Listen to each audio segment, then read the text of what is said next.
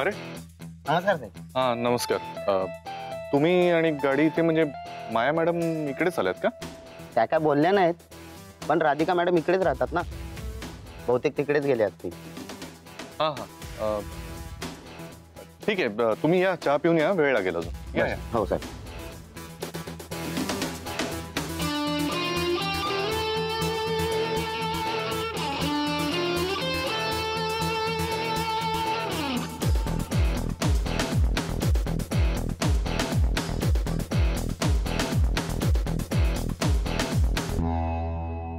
इथे काय करतोयस?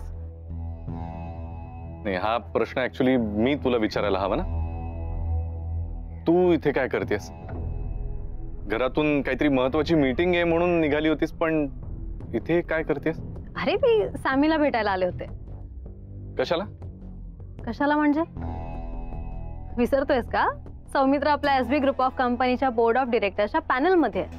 सो माझी त्याच्याबरोबर महत्वाची मीटिंग किंवा महत्वाचं काम असू शकतं नाही का?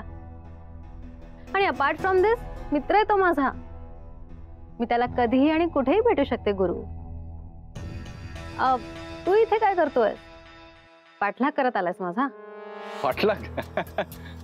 मी पाठलाग कशाला करेन तुझा? अच्छा, नाही का? मग काय करतोयस इथे? आता मी तुझ्याशी काय खोटं बोलणार माया? हो ना. खरं तर मी पण सौमित्राला भेटायलाच इथे आलो होतो. सॅमीला? कशासाठी? सी, आतापर्यंत जे काही झालं ते झालं. मला आता तुझ्या आणि माझ्यामध्ये कुठलंही विघ्न येऊ नये असं वाटतं. म्हणून मी म्हटलं की सौमित्र तुला काहीतरी सांगणार, तुझे कान भरणार, मग तू काहीतरी त्यातनं वेगळे अर्थ काढणार, त्यापेक्षा मी. नाही, त्याचं टेन्शन तू घेऊ नको. सौमित्र आणि माझं ऑलरेडी ठरलंय. म्हणजे आम्ही एकमेकांना प्रॉमिस दिलंय रे, की आम्ही आमच्या मैत्रीमध्ये तुझा आणि राधिकाचा विषय आणणारच नाहीये. आणि सौमित्र तुला माहितच आहे, स्वतः दिलेलं प्रॉमिस पाळणारा माणूस आहे. अच्छा, म्हणजे मी प्रॉमिसेस पाळत नाही वाटतं? अरे नाही रे, असं कुठे म्हटलं मी? तुलाच असं वाटतंय उगाच. एनिवे, मला निघायला हवं, माझी मीटिंग आहे. अरे व्हेरी गुड, चल मी पण येतो ऑफिसला, आपण एकत्र जाऊया. अरे नाही, म्हणजे माझी ऑफिसमध्ये मीटिंग नाहीये, माझी बाहेर मीटिंग आहे. ओके, सो भेटूया आपण नंतर. दादा, गाडी काढा.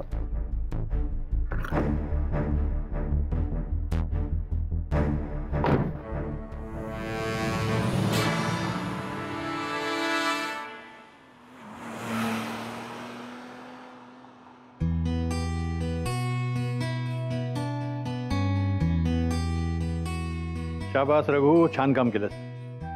रघु, तुला मानलं हा? आज त्या बायकांना इकडे बोलवून तू खूप मोठं काम केलंस. हो सर. हो, तू त्यांच्या पाठीशी खंबीरपणे उभा होतास म्हणून त्या इथपर्यंत येऊन पोहोचले. रघु, रघु, तुझं कौतुक करावं इतकं कमी आहे. हो सर, मी राधिका मसाल्यामध्ये कामाला आहे. माझा पगार हजारात असला तरी राधिका मॅडमचे विचार माझ्यासाठी लाख मोलाचे. त्याच्यामुळे असं चांगलं काहीतरी करायची बुद्धी येते, बाकी काही नाही सर. अरे बापरे रघु, तुझं कौतुक केलं तू तर लेक्चरच सुरू केलंस. नाही आनंद, पण बरोबर बोलतोय तो. अरे बाकीच्या कंपन्या भांडवलावर चालतात, पण आपली कंपनी राधिका वहिनींच्या विचारांवर आणि तत्वांवर चालते. राधिका वहिनींचे विचार म्हणजे कंपनीची श्रीमंती बॅलन्स शीटवर नाही मोजायची. कंपनीची श्रीमंती मोजायची असेल तर आपण समाजासाठी काय करू शकतो तशी मोजायची. करायचं. आणि आता राधिका वहिनी म्हणाल्या तसं त्या बायकांच्या पाठीशी उभ्या राहतीलच.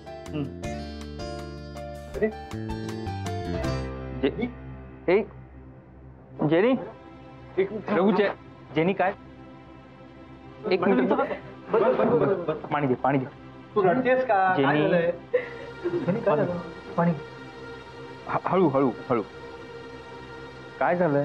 जेनी, काय झालं? अरे त्या बाई, त्याच्या इथे सिगरेट त्यांच्या नवऱ्याने चटके.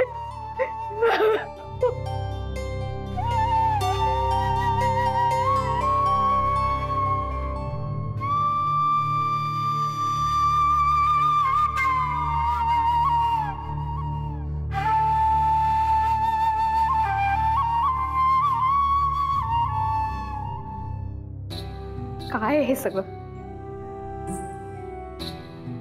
मी ज्या गोष्टींचा विचारही करू शकत नाही अशा गोष्टी तुम्ही अनुभवताय. म्हणजे तुमचे खरंच आभार मानले पाहिजेत. या बायकांना दुःखातून बाहेर काढण्यासाठी, या त्रासातून बाहेर काढण्यासाठी तुम्ही खरंच त्यांना आधार देता. पावताई, मला जे शक्य होतं ते मी केलंय. पण आता आपल्या पहिल्या भेटीत तुम्ही जे सांगितलं ते मलाही पटतंय. हे नवऱ्यांना धडा शिकवायचा असेल तर आपल्या स्वतःच्या पायावर उभं राहून दाखवायला पाहिजे.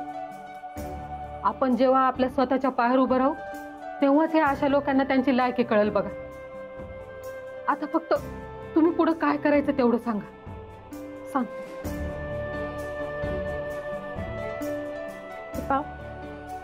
मी तुम्हाला सांगितल्याप्रमाणे मी आणि राधिका मसालेची सगळी टीम तुमच्या गावी येणार आहोत. तुम्ही तुमच्या पायावरती उभं राहू शकाल यासाठी आम्ही मदत करणार आहोत. पण त्याआधी मला तुम्हा सगळ्यांकडनं एक वचन हवं. आता काहीही झालं तरी तुम्ही मागे हटणार नाही. अजिबात मागे हटणार नाही. यापुढे कधीही तुम्ही घाबरायचं नाही. नाही ताई, आता मी अजिबात घाबरणार नाही. नाही ना घाबरणार? नाही ताई, अजिबात आता मी घाबरणार नाही. मग झालं तर तुमच्या या लढ्यात आता मी तुमच्या बरोबर आहे. हो ताई. Jenny, cool down. ठीक आहेस ना तू? तू जास्त स्ट्रेस घेऊ नकोस, तुझ्या तब्येतीवर परिणाम होईल. I'm sorry, Anand sir. I'm very sorry. मला का सॉरी म्हणतेस? I know, I realize that. आजपर्यंत तुमच्याशी खूप वाईट वागत आले, खूप चुकीचं बिहेव केलंय सर मी. No, I know that. मी आता या बायकांची कंडिशन बघतीये ना, या सतत आपल्या परिस्थितीशी दोन हात करत असतात. पण मी जरा काही झालं की मी एवढी ओरडते तुमच्यावर, चिडते तुमच्यावर. नाही सर, मी खूप चुकीचं वागते आणि तुम्हाला मेंटली खूप टॉर्चर करते. I am so sorry. अरे नाही, वेडी आहेस का? So sorry. नाही नाही नाही, जस्ट रिलॅक्स. मला पण ना आता त्यांची रियालिटी कळली आहे. हे भयानक आहे. Just just forget it. म्हणजे नको त्याला रिॲक्ट होऊ. जातात. जरा शांत हो प्लीज. मला तर विश्वासच बसत नाही. एखादा नवरा आपल्या बायकोशी इतक्या खालच्या थराला जाऊन कसं वागू शकतो? विकृती, विकृती म्हणतात त्याला. संस्कृतीच्या नावाखाली केली जाणारी विकृती. कसं आहे ना सर, कोणी कितीही पाप करू द्या, एक ना एक दिवस त्याच्या पापाचा घडा भरतोच. आणि एकदा का त्याच्या हा पापाचा घडा भरला ना, ज्यांच्यावर अन्याय झाला देव त्यांना नक्की वाट दाखवतो. आणि इथंही तेच झालंय. देवानंच मला रस्ता दाखवला, म्हणून त्या सगळ्या बायकांना मी इथं घेऊन आलो. राधिका मॅडम आता ह्या बायकांना चांगली वाट दाखवतील. आणि ह्या बायकावर ज्यांनी अन्याय केला ना, त्या नवऱ्यांना चांगलाच धडा शिकवतील आता मॅडम. रघु, हा मॅडम. हे घे. या ठिकाणी या सगळ्यांची राहायची व्यवस्था केली आहे. त्यांना तिथपर्यंत घेऊन जा. हो मॅडम. आता आपली जबाबदारी वाढली आहे. आपल्याला उद्यापासूनच कामाला लागायचंय. हो वहिनी, आम्ही तयार आहोत. वहिनी, तुम्ही फक्त आज्ञा करा. तुम्ही सांगितलेल्या कामांचं आधीच प्लॅनिंग झालेलं असेल. मॅम, तुम्ही फक्त इशारा करा, तुम्ही सांगितलेलं काम होईल. मला तुमच्याकडनं याच उत्साहाची अपेक्षा आहे.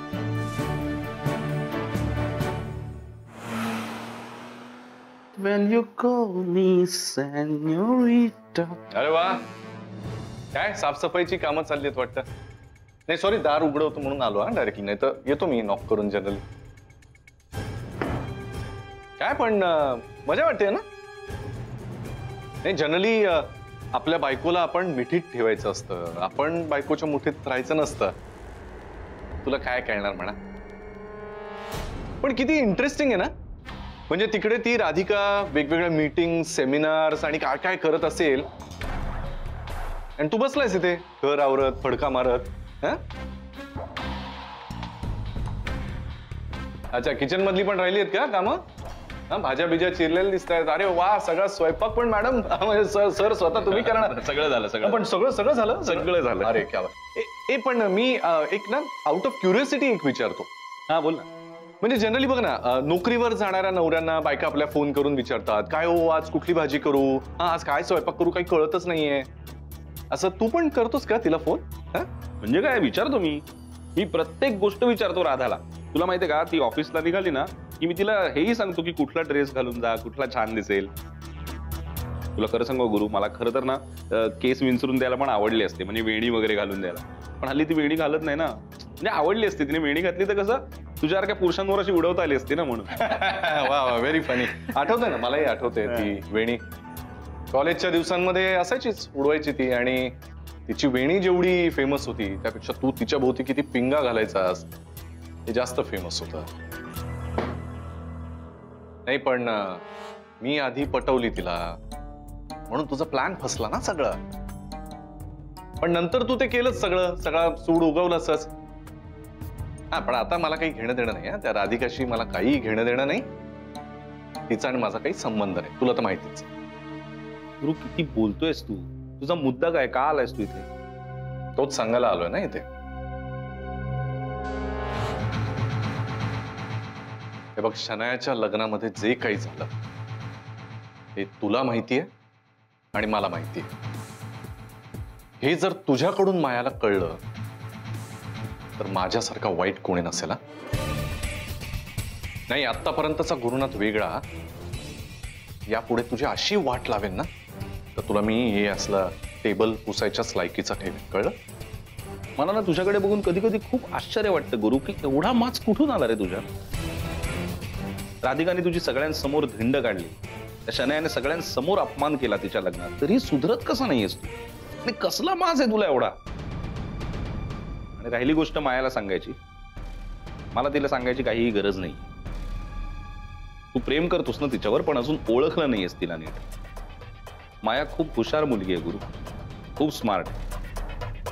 तिला मूर्ख समजण्याचा मूर्खपणा तू नको करूस. नाही, आणि बायकांबद्दल सांगण्याचा मूर्खपणा तू करू नकोस. बायकांबद्दल मला सगळं माहिती आहे ना, माझा एक्सपर्ट एरिया आहे तो. त्यामुळे एक गोष्ट, एक सल्ला तुला फुकट देतो मी. चल. हा, फुकट. हा, दे ना. जगातल्या सगळ्या बायका या मूर्खच असतात. त्यांना फक्त कसं मॅनेज करायचं, हँडल करायचं एवढं आपल्याला कळलं पाहिजे. नाही, पण तुला तर काही कळणार नाहीच. तू आपलं फिर, गोंडा फिरवत राधिकाच्या मागे मागे. पण जर मायाला कळलं तर लक्षात ठेव. पुस, टेबल पुस.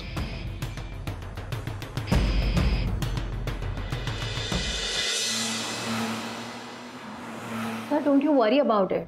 मी आणि सॅमीने मिळून सगळा प्लॅन रेडी केलाय. आणि हे असं काहीतरी करायचं म्हटल्यावर सॅमीच्या डोक्यात कसल्या कसल्या आयडिया येतात तुम्हाला सुद्धा माहितीच असेल. I know that. पण माया, हे सगळं करण्याची खरंच गरज आहे का? ते सुद्धा गुरुनाथ सुभेदार सारख्या माणसासाठी? माया, आयुष्यात मी एवढी माणसं पाहिली, पण ह्याच्या इतका हरामखोर माणूस मी कधीच नाही पाहिला. ह्याच्यामध्ये इमोशन नावाचा प्रकारच नसल्यामुळे ना, हा कधीही काहीही करू शकतो. हा जितक्या सराईतपणे खोटं बोलतो तितक्याच सराईतपणे हा स्वतःच्या फायद्यासाठी एखाद्याला वेठीच धरू शकतो. अगदी हातोहात त्याला फसवू शकतो. आणि अशा प्रकारची माणसं आपल्या कंपनीतच नाही तर आपल्या आयुष्यातच नसावीत असं मला खरंच वाटतं. अगदी करेक्ट बोलताय तुम्ही सर. आणि तो ना आजपर्यंत एका भ्रमात जगत आलाय. म्हणजे त्याला सतत असं वाटतं की आपण कधीही कोणाला कसंही फसवू शकतो. आणि हाच त्याचा भ्रम दूर करायचा आहे आम्हाला. आणि अपार्ट फ्रॉम दिस, म्हणजे तो काय समजतो स्वतःला गॉड नोज. तो सगळ्या स्त्रियांना मूर्ख समजत आलाय. I don't know what makes him think all of this. म्हणून ना हा समजही दूर करायचा आहे आम्हाला त्याचा सर. हे बघ, मला तुझं सगळं पटतंय, पण सर प्लीज ट्रस्ट मी. म्हणजे मी फक्त एकच गोष्ट सांगेन. आजपर्यंत त्याने राधिकाला सोडलंय. मी त्याच्या आयुष्यात आल्यावर त्याने शनायालाही सोडलं. पण मी त्याच्या आयुष्यातली पहिली मुलगी असेन जी त्याला सोडेल. येस, मी त्याला डीच करेन, but for a right reason. आपल्या आवडत्या व्यक्तीने, आपल्या जवळच्या व्यक्तीने आपल्याला सोडल्यावर होणारं जे दुःख असतं ना, ते काय असतं ते त्याला माहीतच नाहीये आणि त्याला ना या गोष्टीची जाणीव करून द्यायची आहे सर. जोपर्यंत त्याला दुःख होत नाही ना तोपर्यंत त्याला समोरच्याच्या दुःखाची किंमतच कळणार नाही आणि त्याचसाठी हा सगळा खटाटोप सुरू आहे. You sure about this? Damn sure about it. Okay. Hello Somu, माझं बाळ, मेरा बच्चा. अहो मम्मा काय चाललंय तुमचं? बच्चा काय बाळ काय? माझी खरी मम्मा सुद्धा मला बच्चा आणि बाळा वगैरे म्हणत नाही. मग मी कोण आहे तुझी? सॉरी. अरे तू माझ्या शनू बेबीसाठी इतकं काही केलंयस, एखादा मोठा भाऊ करतो तसं. मग मी तुझी मम्माच आहे की नाही त्या नात्याने? मी तुझी मम्मा, दे मला मुका, चल दे. बरं आता नको, नंतर दे. ओके. बरं बरं बरं, मी तुमचं बाळ आहे, पण मग आता याच नात्याने मला एक तुमची मदत हवी आहे, ती कराल का? तू फक्त सांग काय करायचंय. तू सांगशील ती मदत करायला मी तयार आहे. सांग. हो, पण मला जी मदत हवी आहे ती मायासाठी करायची. मायासाठी? तिच्यासाठी काय करायचंय? ऐकून घ्या ना. आपल्या शनायाने गुरुला एक तडाखा दिलाच आहे, आता मायाला सुद्धा एक शेवटचा तडाखा द्यायचा आहे त्याला. त्यासाठी तुमची मदत हवी आहे. चालेल, मी नक्की मदत करेन, पण सांग मला काय करायचंय. माझं सोमू, माझं बाळ, बच्चा. सांगतो. आता मी जे काय सांगतोय ना ते नीट लक्षात ठेवा सगळं. ओके.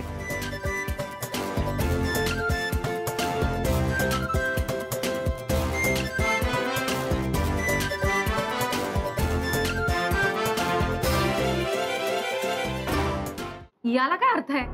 मी या प्रोजेक्टसाठी प्रिपेअर्ड असताना तुम्ही मला घेऊन जात नाहीये. दिस इज नॉट राईट. अरे जेनी, तू आधी जरा शांत हो आणि असं डिसिजन आम्ही का घेतोय याचं मागचं कारण तर समजून घे. नाही, मला काही समजून घ्यायचं नाहीये. तुम्ही सगळे, आपली टीम एवढं मोठं काम करायला जातीये आणि तिथे मी नसणार आहे हे मी इमॅजिन नाही करू शकत. प्लीज. जेनी, अगं पण त्यामागे तसंच काहीतरी कारण आहे ना? हो ना, नाहीतर आमच्या आधीच त्यांनी तुझी निवड केली असती. अरे मग काय कारण आहे? मला कारण समजू द्या ना. तिकडे जाऊन मॅम सगळ्या बायकांशी बोलणार, गावागावात जाणार, त्यांचे प्रॉब्लेम समजून घेणार. इथे काय झालं, ही सिच्युएशन तुम्ही पाहिली ना. तुम्हा सर्व पुरुषांसमोर त्या बायका ऑकवर्ड फील करत होत्या, काही बोलू शकत नव्हत्या, म्हणून मॅम आत घेऊन गेल्या त्यांना. तिथे जाऊन त्या मनमोकळेपणाने बोलल्या. मग तिकडे गावामध्ये हीच सिच्युएशन होणार ना परत. मॅम जेव्हा सगळ्यांची बोलणार तेव्हा तिथे कुणाची गरज आहे? तुमची गरज आहे का माझी गरज आहे? आणि एवढं सगळं असून सुद्धा तुम्ही मला घेऊन जात नाही आहात. दिस इज नॉट डन. तुमचं सगळ्यांचं बोलून झालं असेल तर मी काही बोलू का? मॅम तुम्हीच बोला, सांगतो. हे बघ जेनी, तू इथे काम करतेस, खूप छान आणि व्यवस्थित काम करतेस. तुझी आम्हाला सगळ्यांनाच गरज आहे. तुझ्याशिवाय तर माझं पान हलत नाही. पण तुझी गरज आहे म्हणून आम्ही तुझी काळजी घ्यायची नाही का? आता हे बघ, आता त्या बायका त्यांच्याबद्दल बोलत होत्या तेव्हा तुला त्रास झाला ना? बाहेर निघून आलीस ना तू? झालं का सहन तुला? आता तिथे गेल्यानंतर अजून यापेक्षा काही भयंकर गोष्टी कानावरती पडतील, सगळं सहन होणार आहे तुला? आम्ही तिथे कुठे जाणार आहोत, कुठे राहणार आहोत, काय खाणार आहोत हे आम्हाला कुणालाच माहिती नाहीये. अशा वेळेला तुझी दगदग होईल की नाही? हे बघ, तू प्रेग्नंट आहेस, तुला तुझी काळजी घेणं जास्त गरजेचं आहे. व्यवस्थित खाणं गरजेचं आहे, बाळाकडे लक्ष देणं गरजेचं आहे. शिवाय डॉक्टरांच्या व्हिजिट्स आहेत, हो की नाही? तेव्हा या प्रवासाची तुला दगदग होईल म्हणून आम्ही तुला सांगतोय. तेव्हा तू यायचं नाहीयेस, तू इथेच थांबायचं. मॅम हे आत्ता जे झालं ते मॅम, बट स्टील 8व्या महिन्यापर्यंत बायका सगळी कामं करतात ना मॅम. मग मी का नाही करू शकत? आणि तुम्ही आहात, आनंद सर आहेत, सगळे असतील तिथे, मी एकटेच थोडी आहेत. जेनी, अगं पण आम्ही कामासाठी जातो. आणि जेनी, तिथे कामाचं स्वरूप बघता मला किती इच्छा असेल ना तरी तुझ्याकडे तेवढं लक्ष नाही देता येणार. एक्झॅक्टली. हो आनंद सर, मी कुठे म्हणते प्रत्येक वेळी तुम्ही माझ्याकडे लक्ष द्या, 24 तास लक्ष द्या असं नाही म्हणत आहे. बट माझं म्हणणं ऐकून घ्या ना तुम्ही. जेनी, तुला ऐकायचं नाहीये का? हे बघ, आम्ही काय सांगतोय ते लक्षात घे, समजून घे. आणि आपण सगळेच जण तिथे गेल्यानंतर इथे ऑफिसकडे कोण पाहणार? म्हणून तू इथे थांबायचंस. तू इथे थांबलीस तर आम्ही तिथे काम मन लावून करू शकतो. कळलं? लक्षात घे ग जेनी, आता तुला तुझी काळजी घेणं गरजेचं आहे.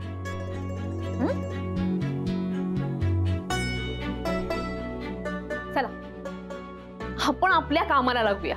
सगळ्यात आधी आपण कामाच्या स्वरूपाबद्दल बोलूया.